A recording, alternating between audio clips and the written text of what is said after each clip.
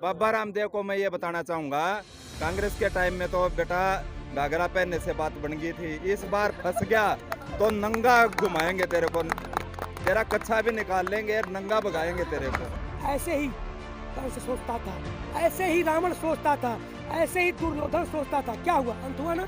सारे जितने भी ये बंगी, चरसी, गंजेड़ी, ये जितने भी बाबे बुब्बे, जितने भी चंबल घाटी के डाकू डुकू जो थे, ये सारे के सारे एक साथ में आके और उधर संसद में पहुंच गए। अगर उनको चैलेंज करता हूँ कि अगर वो ब्यूरोक्रेसी, न्यायपालिका, विधायिका यहाँ आके 2 घंटे डाले रात को और नहा ले ठंडे पानी में, यहाँ सुबह ठंडे पानी में नहाकर मिलेंगे, तो मैं मान जाऊंगा कि सच में हम लोग पिकनिक। न सत्ता है न विपक्ष है, न सत्ता है न विपक्ष है, जवान और किसान ही एकमात्र इस देश की विकल्प है। अगर ये रोड पे सोना आप पिकनिक मानते हैं तो जी हाँ पिकनिक मना रहे हैं। अगर इस टेंट में सर्द की रात जहाँ की 14-10 तक सेंटीग्रेड तापमान होता है तो जी हाँ हम जरूर पिकनिक मनाते हैं। अगर बारिश की बूंदें पड़ती हैं, अगर उसमें से वो चूता है नीचे टपकता है, हम रात को बैठते हैं तो निश्चित रूप से हम पिकनिक मनाते हैं बिल्कुल। और ये पिकनिक हम मनाते ही रहेंगे, आपको नसीब नहीं होगी। तो इस प्रकार के बयान क्यों दिए जा रहे हैं बार बार? तो कभी ये नकली बताया बिल्कुल जाता है, कभी पाकिस्तान चीन से जोड़ दिया जाता है। इसलिए कि अपने झूठ को अपने छुपाया जा रहा है।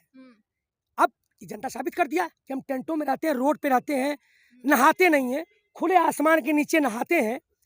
हमारे लिए जो शौचालय की व्यवस्था होती है घरों में कैसे होता है, आप यहाँ देखें तो सारी व्यवस्था है, हम कैसे जी रहे हैं।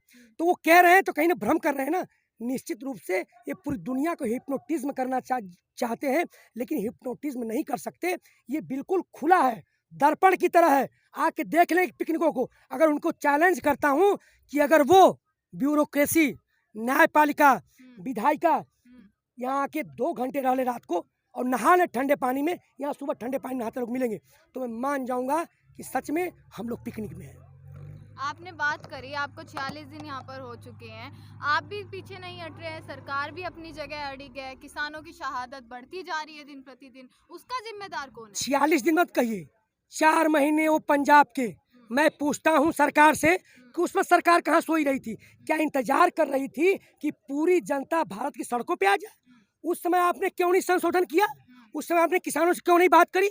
46 दिन क्यों चर्चा हो रही है? 4 महीने 46 दिन की बात हो, ठीक है। तो ये जो सरकार की सोची समझी रणनीति है कि वो सड़क पे निकले, मरे, इनके आड़ में रोटियां सेके, क्योंकि इनकी आदत होती है कि किसी के घर में कोई मृत्यु हो तो जाते हैं संवेदना प्रकट करने, राजनीति की वोट मांगने जाते हैं। तो ये चाहते थे और जानते हैं सारी नीतियां इनकी तय है, ये हमको मारना चाहते हैं, भारत को बेचना चाहते हैं, यही दृष्टिगोचर हो रहा है प्रदेश सरकार को। पर कुछ असर पड़ता दिखाई दे रहा है आपको? बिल्कुल। अरे जब देश की जनता सड़कों पे है, पूरा विश्व देख रहा है, पूरा विश्व समुदाय देख रहा है, तो क्या विश्व से अलग है? ऐसे ही कंस सोचता था, ऐसे ही रावण सोचता था, ऐसे ही दुर्योधन सोचता था। क्या हुआ? अंत हुआ ना। हिटलर सोचता था, मुसोलिनी सोचता था, किम जोंग सोचते थे। क्या हुआ? जो इस तरह के प्रवृत्ति के लोग होते हैं, निश्चित रूप से वातावरण भी वैसा ही बन जाता है। अगर जिस वातावरण में आप रहते हैं वैसा ही पूरा वातावरण हो जाता है।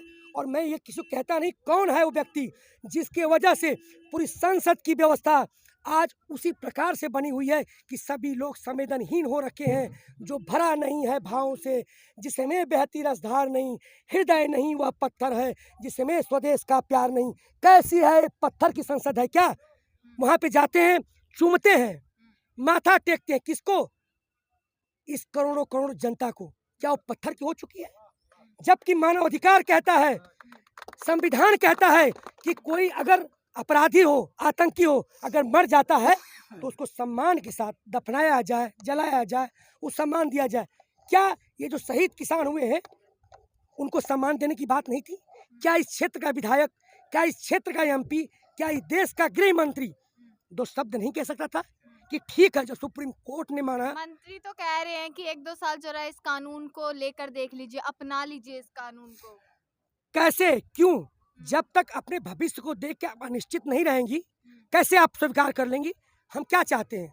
हमने तो यही मांगा था ना कि हमें हमारा उपज कहाँ बिकेगा, कौन लेगा, कैसे लेगा। और हमने यही कहा था कि जो हमारा न्यूनतम समर्थन मूल्य है वो प्राइवेट कंपनियां भी उससे उसी मूल्य पर ले, अगर उससे कम पे लेती हैं तो उनकी कार्रवाई किया जाए। तो हमने क्या गलत कहा, क्या मांगा? अरे आपने तो कहा था कि हम स्वामीनाथन आयोग की रिपोर्ट जो होता है C2+50 देंगे, क्या आपने दिया? उसमें 2016 तक की गणना ये बताती है कि एक सरकारी कर्मचारी किया है 300 गुना और एक नेता किया है 1000 गुना और एक किसान की 19 गुना। क्या यही किसानों के हित की बात है? ऐसे ही दुगनी होती है, ऐसे ही किसान का विकास हो, कैसे विश्वास करें बताइए? आपकी बातों से लग रहा है आपने बिल को बहुत ही गहराई से पढ़ा जी, है, समझा है। जी। सरकार आरोप लगा रही है, समझ पा नहीं रहे हैं आप लोग बिल को। देखिए, एक हाँ, सरकार सर। ये बोल रही है कि 2 साल के लिए मान लीजिए। मैं सरकार से ये आपके माध्यम से ये कहना चाहता हूँ कि सरकार मात्र 2 साल इस बिल को रोक दे। 2 साल अपने पास रखी रहे और 2024 में हम फिर उसको बोलें कि सरकार ला दे, मतलब दोबारा इस बिल को ला दे। 2 साल के लिए रोक दे, फिर वो लागू कर देगी। बिल्कुल, जनता की बात सुनी चाहिए। जनता की सरकार है, हमने चुन के भेजा है और सब लोग संसद में आए हैं। नहीं तो आज देश में वोटिंग करा ले, राइट टू रिकॉल, कि देश जनता क्या चाहती है।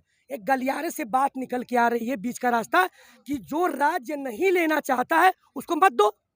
घुटने टेक रहे हैं, डर कर लहरों से नौका पार नहीं होती, कोशिश करने वालों की परंतु हार नहीं होती, नहीं होगी। उनका कहना है कि ये सभी राज्यों में लागू होगी। नहीं, हम कह रहे हैं कि इसमें एक जनमत करवा लें। क्या सब लोग चाहते हैं? बिल्कुल। और हम लोग ये भी वोट करना चाहते हैं, क्या सरकार हमको मंजूर है, इस पर वोटिंग करवा लें। आप क्या बोलेंगे? इतने दिन हो गए आपको यहाँ पर, नतीजा नहीं निकल पा रहा है कोई भी। जी, सबसे पहले तो मैं धन्यवाद करूंगा इस बिल के आने से। हमारा जो देश है, देश के अंदर जो भाईचारा पहले बीजेपी ने खराब कर दिया था हिंदू मुस्लिम सिख ईसाई के बीच का, वो उसमें हमारी जीत हो चुकी है। सारा भाईचारा एक हो चुका है और जब भाईचारा एक हो जाता है तो बहुत बड़े बड़े काम बड़े आसान तरीके से हो जाते हैं।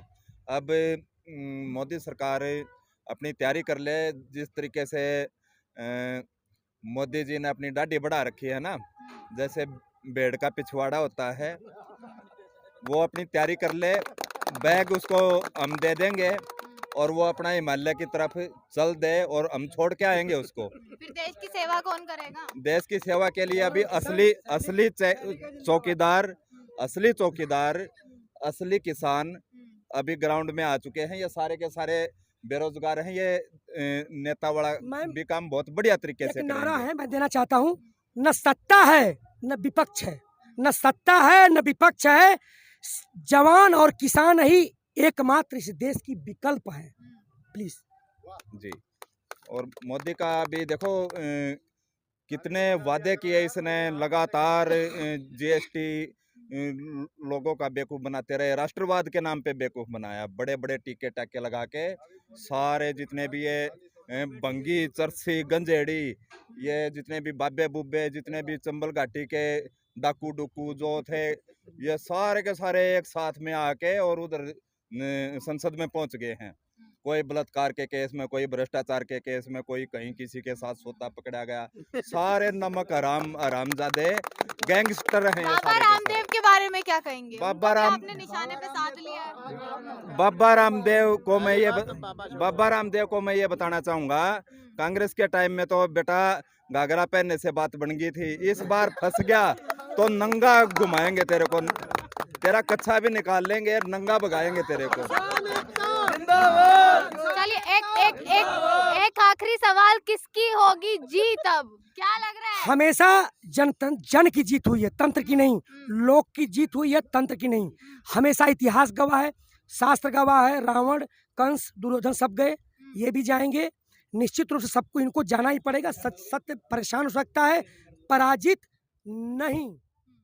बिल्कुल।